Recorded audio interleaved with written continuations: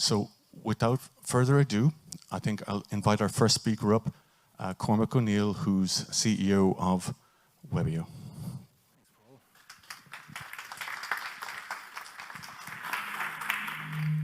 Okay, I think I'm mic'd up. Yep. Okay, morning everyone. We are clearly the people who didn't go to Johnny Fox's last night that are here this morning. Why not? But we're actually the lucky ones in the room because there's some really good talks happening this morning, obviously apart from my own, but the rest of them are really, really good, right? But regardless of that, I don't really care because I was talking to Paul on the way in because it's not often you get to fulfill a childhood dream, and that's exactly what's happening to me this morning. I'm getting to appear at the Aviva Stadium. Now, my dream used to be a little different, and it involved the football and me partnering with Roy Keane. But listen, this is good. This is a good second best. So, as Paul said, what I'm going to talk about this morning is artificial intelligence, digitalization, and how they're coming together to change how we in the credit and collections industry communicate with our customers. And I believe there's a fundamental shift happening that we should be all aware of. What we're going to do, first we're going to just take a look back at what life used to be like. We're going to take a look at what life's like today. And I'm going to try and predict the future of what life is going to be like in 5 years' time, all around credit and collections and engaging with customers. But before I do that, I have to tell you just a little bit about Webio, tiny bit about Webio. This is like an advert. You can switch off if you want, but I'll just tell you what we do. So at Webio, we provide conversational AI customer engagement solutions for the credit and collection industry. That sounds extremely sexy, I know, but what does it actually mean, okay? What we do is, I'm a company, you're all my customers. I want to reach out and have a conversation with you, or if you want to reach in and have a conversation with me across digital messaging apps, Webio provides the platform for you to do that. And it's all around conversations about finance, money, and more importantly, the lack of money. When we have money, it's very easy to talk about it. We put our hand up and go, yeah, I got lots of that, lots of this. If you don't have money, these are extremely stressful, difficult conversations to carry out. Not just for you guys who owe the money, or for me, the company. It's really difficult for employees within contact centers to carry out these conversations. They're highly stressful. What we do at Webio, we try to make those conversations happen that little bit better for everybody involved. That's what we do. If you want to learn a little bit more, there's some great people from Webio here. You can walk up to them and have a chat with them, or you can indeed talk to myself. Okay, ad break over, back to the main event. Okay, so by the end of this 20 minutes or so, if you guys just take away one point from what I have to say, I want it to be this, okay? We are moving from a world that's fixed to a world that's dynamically mobile. And this shift is going to have a profound impact on everything we do in this room, okay? The winners in the future are going to be those companies and those people who engage and embrace this shift from fixed to dynamically mobile. Those that don't, unfortunately, are going to get left behind, okay? That's the bad news. The good news is there are plenty of tools out there to help us make this shift. And ultimately, from a credit and collections point of view, we're going to end up in a position where everybody will have an artificially intelligent digital financial assistant. And hopefully by the end of this conversation, we'll understand what that is, okay? In order for us to do that, we have to go back 5 years and look at what life was like 5 years ago. So let's do that. Okay, this is how we used to work 5 years ago, okay? I'm quite sure most people in this room used to travel into an office, a fixed location, uptown, downtown, midtown, wherever. You used to walk in. If you were in a contact center, you used to sit at a fixed desk. And I guarantee you, you used to communicate with your customers across a fixed landline. You might have had some swanky IVR systems and all this type of stuff, but most of the engagement you did with your customers was very, very fixed, okay? And that's what life was like in a contact center. And for most of us 5 years ago, that's what life was like. So where was artificial intelligence and machine learning 5 years ago? Well, to be frank, there was a lot of hype, you know, as we all heard that machines were going to take over the world. There was lots of panic, you know, how are we going to manage? No time did launch. Going to learn all these words. Microsoft pulled that up being racist, okay? Huge PR disaster, worth taking a look at it. Microsoft weren't the only ones to have a bit of a bomb. Amazon, we all know and love Amazon, as we do. Huge company. Obviously, they recruit a lot of people every single year. Recruitment is a very labor-intensive process. Amazon are getting lots of CVs in. Humans have to go through them, pick out the best, put them forward for interviews and whatnot. So what Amazon did, they built their own internal algorithms that were going to sort through all these CVs and only put the best candidates for interviews, okay? The problem was that the algorithms, the machine learnings, was discriminating against females, and it was majority putting forward white males, middle-aged like me, for selection. Huge PR disaster for Amazon. They had to go back to the humble human being to handle their recruitment process, okay?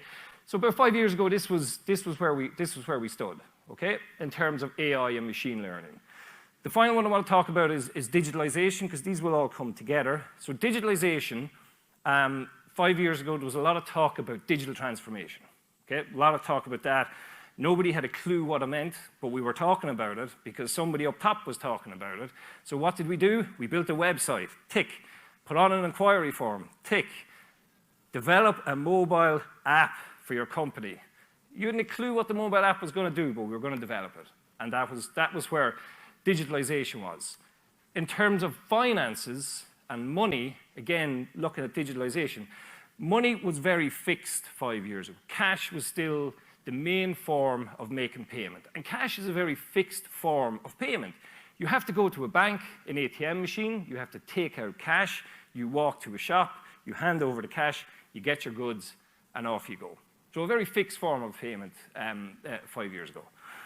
So that's where we were. Then this happened. I can just see the collective groan in the audience here. Jesus, I thought we were going to get through today without mentioning the C word. We're not.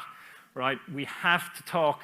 We cannot have this conversation without talking about the impact that COVID has had in our lives. Like, I can only speak personally, but I have never witnessed a change in the way I work that has been brought on by COVID. Yes, the internet, that changed people's lives, but that took years. That took years to impact. COVID-19 literally had an overnight effect. Absolutely overnight. We went from that lovely full office that we saw earlier on to this, okay? This fixed location suddenly became empty. Think about that. All these huge organizations with their contact centers suddenly had to shift all their employees to working from home, to working dynamically. Like we've all seen this. We've had employees working from home, from trains, from Starbucks, and believe it or not, from the beach. I only put that one up there because I actually did work from the beach. I wouldn't recommend it. Sand's not good for your laptop, but you can work from the beach. So this was a shift from a fixed location to a dynamically mobile location. So that was one side of the equation. That was a huge headache for enterprises in how do we deal with our customers? So how do we suddenly reach out and talk to our customers or let them talk to us? Because a lot of the infrastructure that we have is fixed. It's in those big office spaces. It is those fixed landlines. And now with all these people going from home. So how do we talk to people? The double whammy that came in here, guys, was that the level of inquiries into enterprises and contact centers shot through the roof, okay? Suddenly, you had a lot of people, and again, I'm just trying to talk about credit and collections. You had people who previously never knew debt, were living quite happily. Suddenly, they'd lost their income, they were furloughed, their incomes were reduced. Contact centers were absolutely inundated with inquiries into them.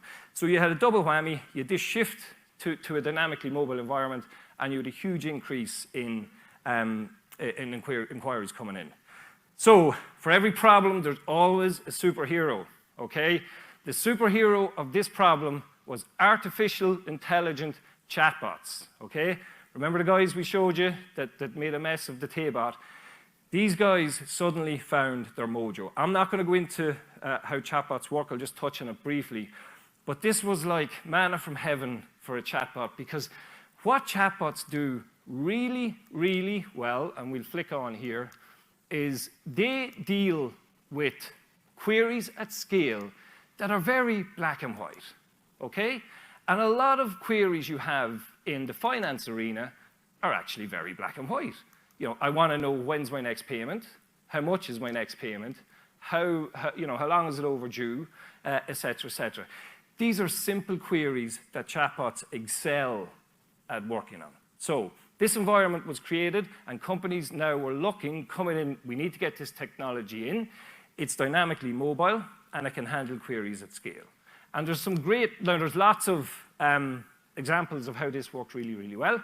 I just want to pick a couple of the lesser known ones. Okay, so Rawbank is a bank in the Congo. I'm sure nobody probably knows Rawbank. If you do, put up your hand. But they had this exact problem that I'm talking about. Lots of people coming in, and they couldn't handle the volume. They introduced the Rawbank chatbot that handled 50 intents. So 50 queries that commonly come in, they built their chatbot to handle them. And it was phenomenally successful, absolutely phenomenally successful. Another great example is Salud Digna, which is a non-for-profit organization in Mexico that helps people with healthcare. Obviously, with the arrival of COVID, healthcare is a huge issue. So by introducing artificial intelligence chatbots into their contact center strategy, they reduced inbound calls by 50%. So COVID-19 gave artificial intelligence its mojo when it came to customer engagement. The final one, and just from a Webio point of view, just to like pre-COVID, on our platform, we were automating a little under 30% of our conversations. Today, 72% of our conversations on our platform are either automated or some form of automation passed to a live agent. Okay? The last area to look at is digital. What happened digital as a result of COVID-19? And look, you guys all know this. Those companies who actually embraced digital prior to COVID, who actually had a working strategy, were huge winners during COVID, huge winners, particularly in the area of retail. You could no longer physically go into a location with your cash. You couldn't even go to the bank. You know, my elderly parents didn't know what to do. I can't go into the bank, I can't, it was just phenomenal impact. So those companies that had embraced digital properly were the real winners. Particularly retail, we know about Amazon and the likes, they've done phenomenally, phenomenally well. The second area for digital that exploded was the challenger banks. So these guys that were bubbling under the surface suddenly now exploded because, as I said, you couldn't physically get cash, you needed a digital way to engage. Revoluts, Monzos, boom, up they went. Also, we had this new thing, and I say new, it's only another form of credit, but we had an explosion in buy now, pay later companies. I'm sure you all know what buy now, pay later is. When you get to a point at checkout online, you're offered the ability to pay for your goods over 3 easy installments, 6 easy installments, or even 9 easy installments. They're very, very easy, and they're free as long as you don't miss a payment. And we'll get to that later, okay? So clearly, cash has gone digital, customer communications has gone digital and dynamically mobile, and the way we work and operate has gone digital and dynamically mobile. So what's the impact on us as we get into the future, okay? So you're just gonna have to bear with me on this as I explain what I think is gonna happen, and we can come back to this event in 5 years' time and you can tell me I was completely wrong. So what we have is we have machine learning coming together with digital channels and this new way of paying, this digital finance. They are going to produce an artificially intelligent digital financial assistant. They're going to produce it for me, the enterprise. So I'm the enterprise.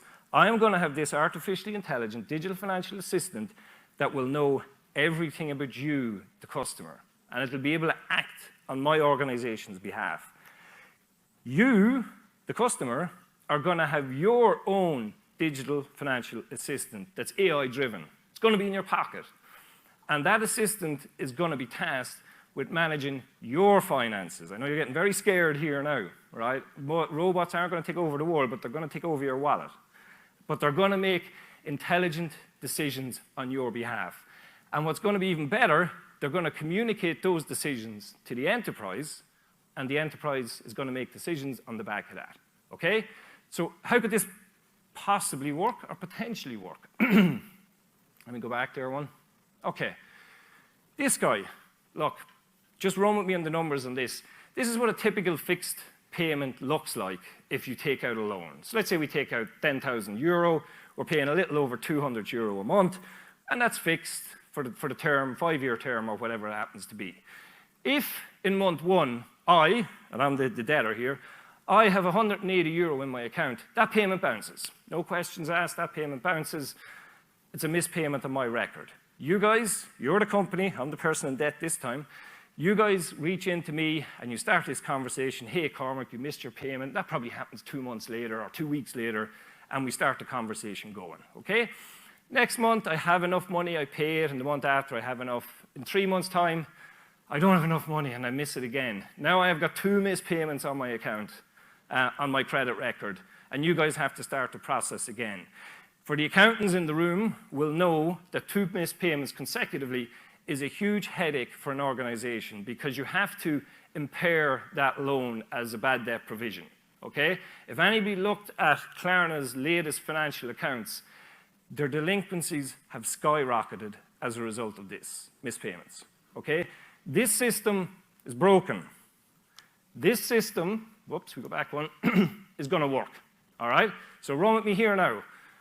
I got my digital financial assistant, you got your digital financial assistant. My digital financial assistant is actively looking at my records. It's got open banking, which I know you heard about yesterday. It proactively predicts, I'm not gonna have 200 euro to pay, so it reaches out to you, the company, and proactively and says, hey, listen, unfortunately Cormac doesn't have the money to pay this month, but he's willing to pay, 140. Your digital financial assistant goes, okay, 140, what's the alternative? He misses the payment, we have to go through this debt cycle, blah-de-blah-de-blah, and you go, grand, I'll accept it, I'll take the 140, and we'll talk again next month. Next month, I've plenty of money. I had a good day at the races. I've got 350 euro in my account. I pay the 200 euro and the balance. This goes on and on. I never have a missed payment on my account. As an organization, you never have a missed payment. You don't have the costs associated with those missed payments because each of us has an artificially intelligent digital financial assistant. That's what the future is going to look like. I know there's people in the audience going, that will never work. You got interest rates, you got this, you got that. How is that going to work? Trust me, it will work with the tools we have today. There are actually banks out there, NatWest being one, that are looking at what they call variable payments, which is a form of this here, okay? The technology is there today for us to do all of this. The machine learning is there, the communications, and the open banking, all right? Finally, a couple more things. I would ask you to consider where you think you are in your digital strategy and your machine learning strategy. Again, as I said at the start, those who engage this shift are going to be the winners. Those that don't are going to be the losers. So you need to think, are you high and to the right? If you are, well done, superb. If you're low and to the left, you should be thinking about what you're doing, all right? So finally, Monday was World Mental Health Day, all right? There is a direct correlation between financial difficulty and mental health and suicide, unfortunately, okay?